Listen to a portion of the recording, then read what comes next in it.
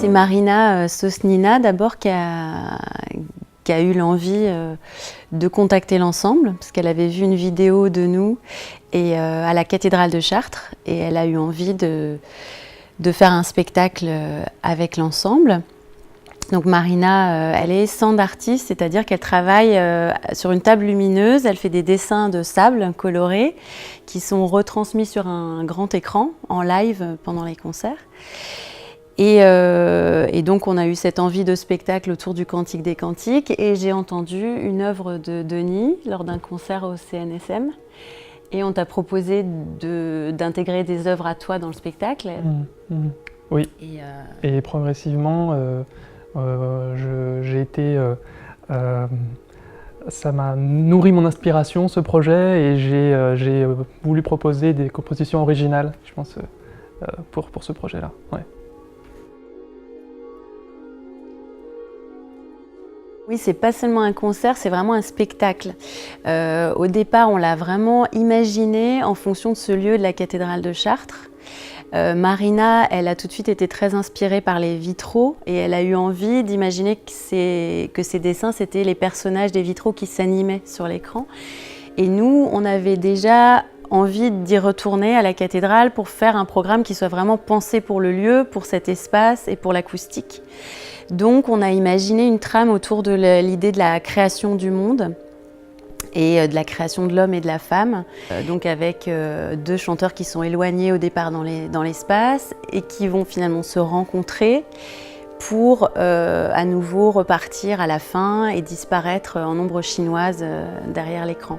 Et donc les musiques de Denis, elles vont ponctuer, elles vont être au début, au centre et à la fin. Tout à fait, et raconter cette histoire. Suivant cette histoire, et aussi en dialoguant avec la chorégraphie que va faire Marina. Donc les gestes des mains, le sable qui se déploie dans l'espace, dans l'air, avant d'atterrir sur la table. Tout ça, ça nourrira la composition.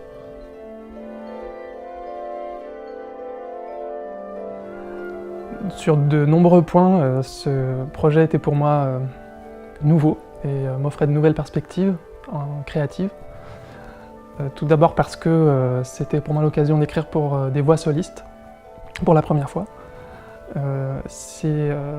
Donc c'est toute une nouvelle dimension, hein.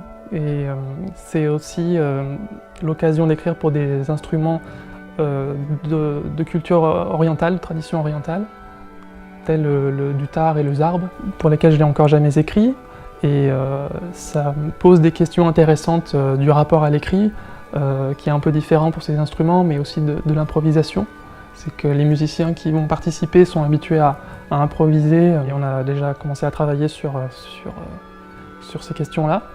Et donc je dirais, pour terminer, que c'est pour moi un projet qui me permet de dépasser simplement la composition en elle-même, parce qu'on a ensemble participé et discuté pour l'élaboration du spectacle, en fait. Et donc mes pièces sont, disons qu'elles sont vraiment écrites pour ce projet, et elles sont spécifiques en ce sens-là.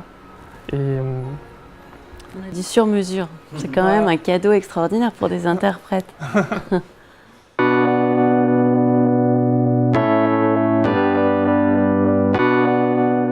On vous attend nombreux pour participer et partager. Rejoignez-nous, on vous attend.